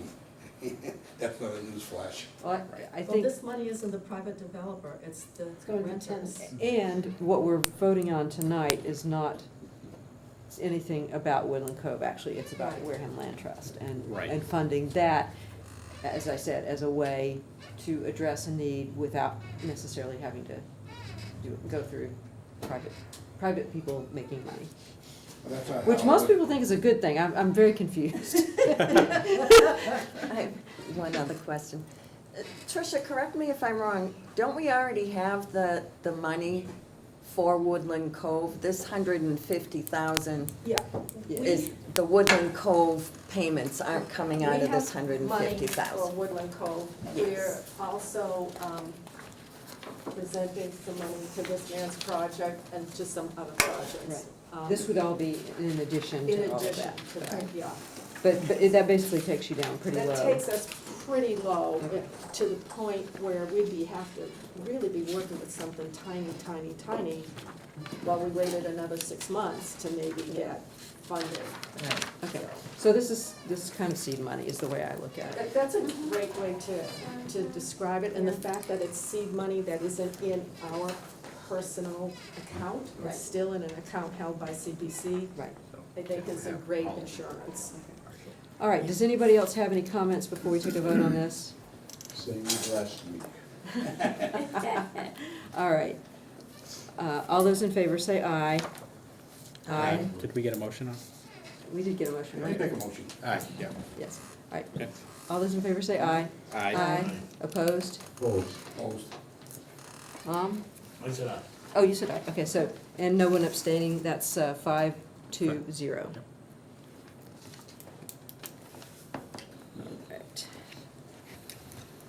All right, that I takes make a us. motion that we recommend Article 17, Saturday hours. All right, requested by the town clerk. Second? Second. All right, any discussion? All those in favor say aye. Aye. Aye. Opposed? Abstaining? 700 passes. All right, and that takes us down to the 3 petitioned articles from last week. I move that we recommend Article 29, gift of a bench. Second. All right? Now, I think on Article 29, I think we may want to refer to the floor. Because it most likely is only going to be a, resolution, not a. So, you know, as I think maybe Matt's right about this. I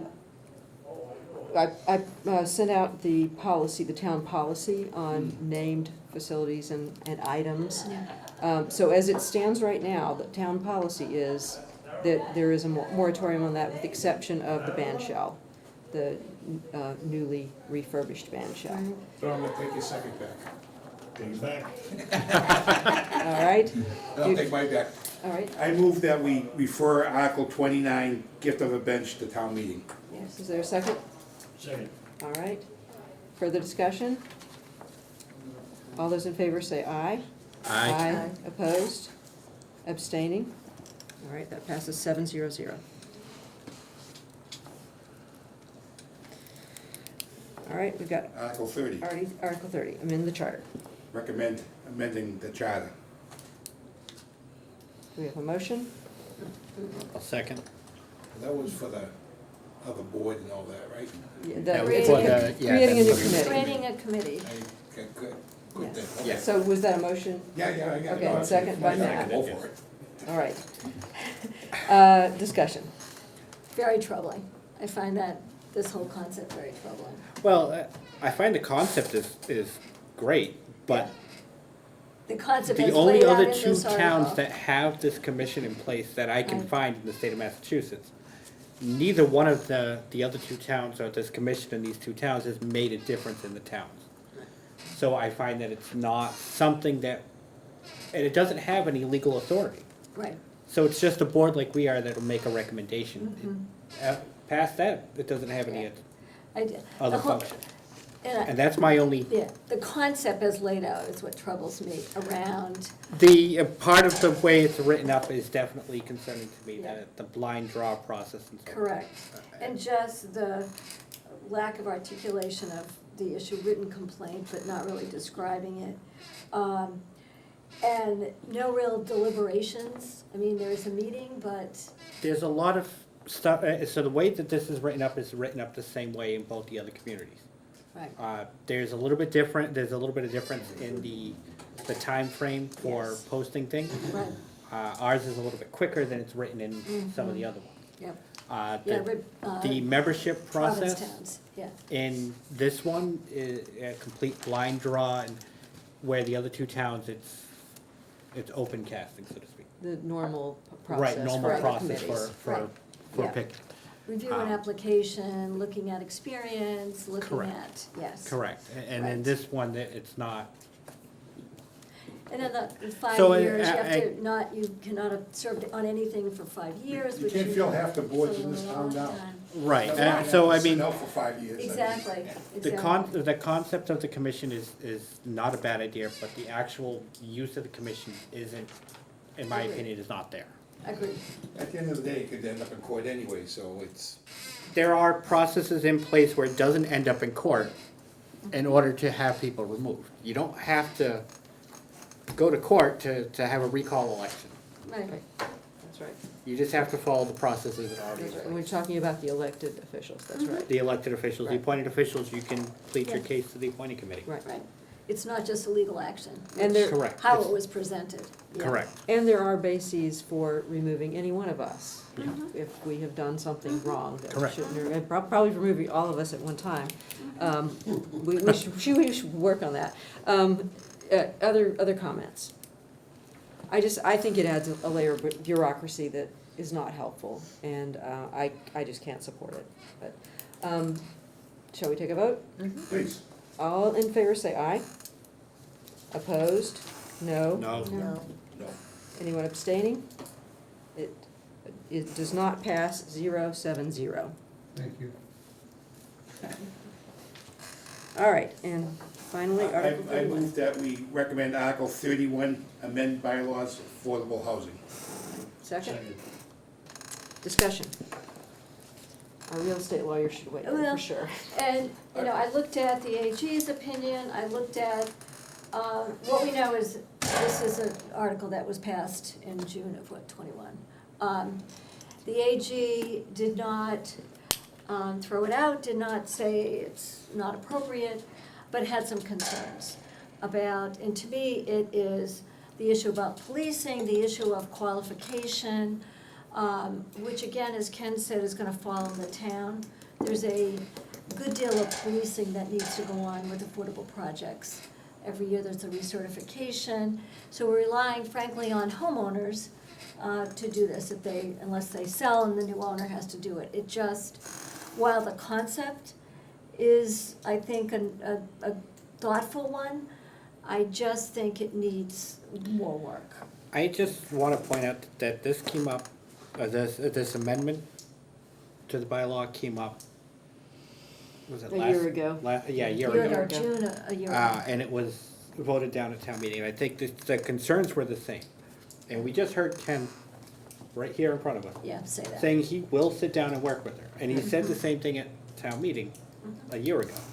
And it's being presented to us as if it's not on the table, and I think that the proponent needs to really sit down and go Agreed. over it with people that understand it more, Right. to find these problems before we can pass it. Well, and the other thing is what the AG said numerous times is there are issues here that should be reviewed by town council. And I don't see that that was done either. I mean, there's some real due process issues, which could be, some of them was, if you don't follow the process, we could go through all this and then you're not entitled to use it as an affordable unit or get credit for the town. So I think that there is some work that needs to be done, for sure. Yeah. And I'm of two minds on this. I think it's something that's not being used. I don't know that amending it the way that's been recommended will change that. It's on the books, and so, I think probably if we don't think this is a good idea, the right remedy is to have it repealed. That is not on the table at this moment. So I tend to think, go ahead and make the changes, but I do think the whole bylaw is problematic. Right. That's I'd like sort to of the see way it. I lean. I'd like to see the proponent sit down with at least Ken to go over, because he has some concerns about some of the Agreed. language as well. I Agreed. think that's right, and in the end, that's probably the best solution, Mhm. is not to pass these amendments without that effort taking place. Correct. And town council, frankly. And town council, yeah. So I don't know if it's a quagmire or a rabbit hole. It's A little above. it's a rabbit hole, it's a quagmire in a rabbit hole, probably. Yes. All right, are we ready to take a vote on this? All right, all those in favor say aye. Opposed? Oh, No. Nay. Anyone abstaining? I'm real abstaining. Okay. So it is 061. not approved, 061. All right. That's it for things to vote on tonight. minutes. Minutes, yep. Minutes, Yeah, no, yes. that's true, we still have to vote on minutes. But first, item H is plans for the October town meeting report. We now have several decisions that can be written up, and it will be helpful to me if people who are taking on these assignments will get them done, not at the last minute. I have a working document that I am starting on, and if I can put things in gradually, it's gonna make certainly my life a lot easier. What format are you using? Word. Word? Okay. Yes, so I prefer Word, Times New Roman, 12-point. I can change that if, Okay, that's- although today, for some reason, I could not block text to delete it, which I have no idea why all of a sudden that happened, but maybe I need to turn my It's Word. computer off and back on. Did you know there was a study done that Veranda uses less ink than Town Roman? Okay, well, that's Imagine somebody did a study on that. maybe next time. It's not gonna cost us any less. As lawyers, we always use time rule. Yeah, Times Roman is, and I think that's actually sort of the official town, supposed to be the Yes. official Yes. town Correct. document type. Yeah, I was reading it, I was do a study on So, ink. let's make sure we all know what our assignments are, because I know we discussed it a while back, and Are you I, doing it by the? by liaison liaison assignments, but there are a few things that don't fall into that category. So let me read off what I have written down, Good. and if you think I'm wrong, please tell me. So I've got Dominic doing, and I'm doing these in the That's order okay. that we heard them, as opposed to 1 through 31. So Articles 6, 7, and 8 are the harbor master articles, and as public safety liaison, it's appropriate, I think, for you. I will take Articles 15, 16, let's see, 17, and then some of these are passed over, but 2, 3, 4, 5, yeah, 2, 3, 4, and 5. Then we have, and then, 13 and 14, those being the town administration type articles. I have Matt Rose for the CPC articles, 9, 11, 12, 10. And then the sewer, which we will hear next week, 26. All right.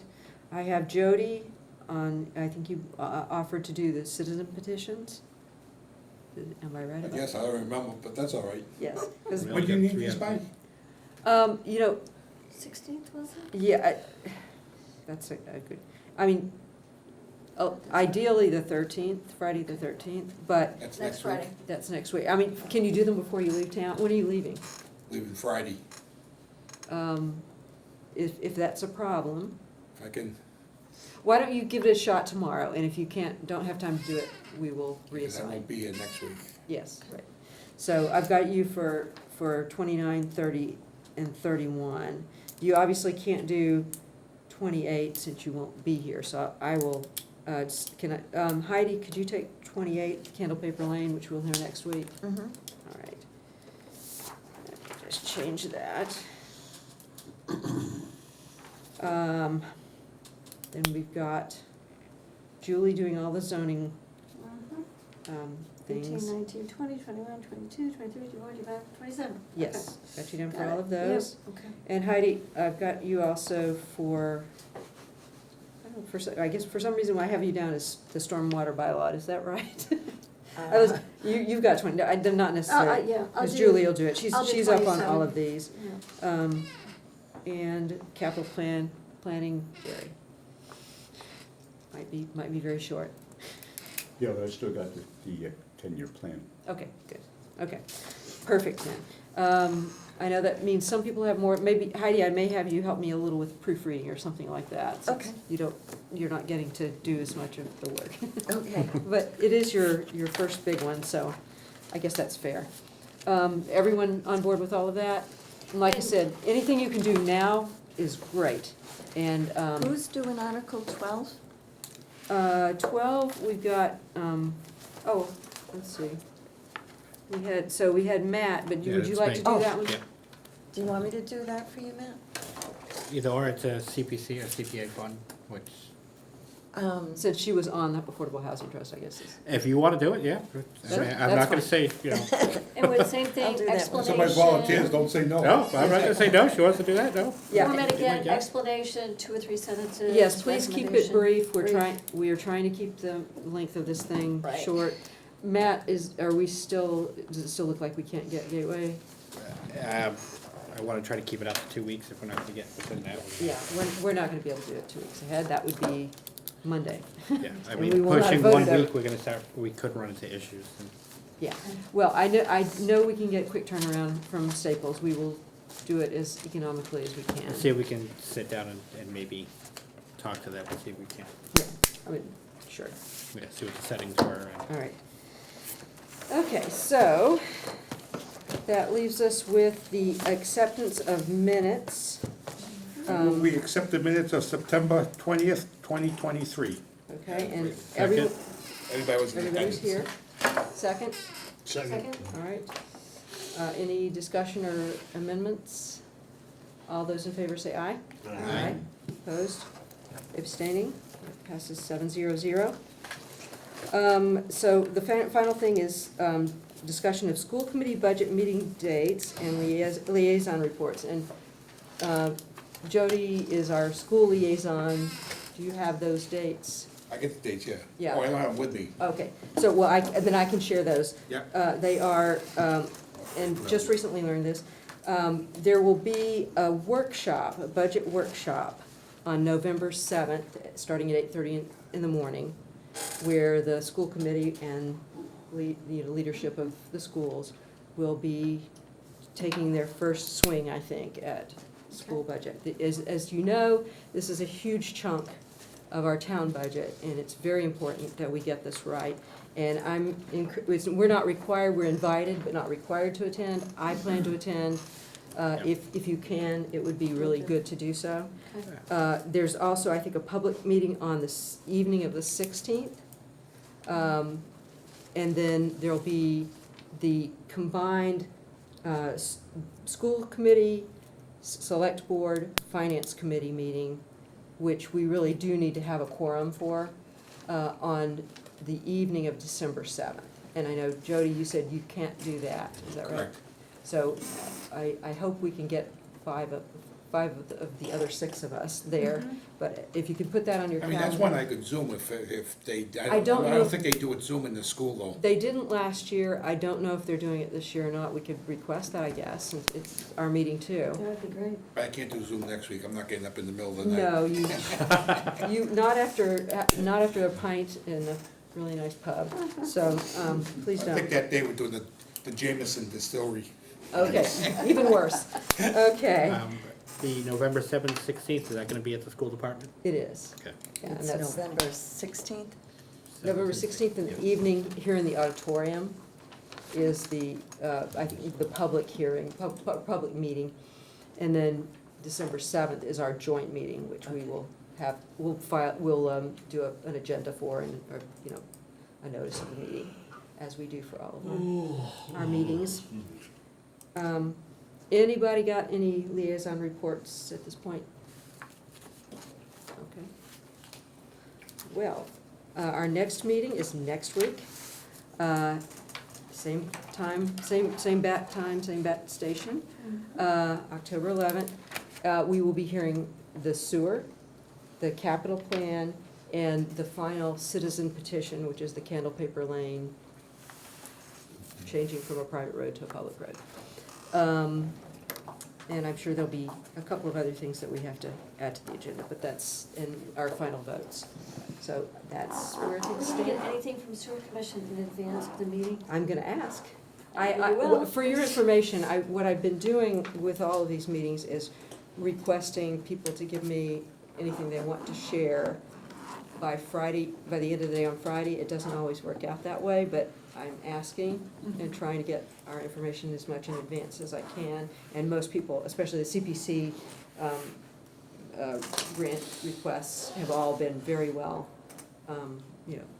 documented in advance, and I appreciate that. Not everybody is able to do that, but I'm asking. So I will be in touch with Bernie and reminding him.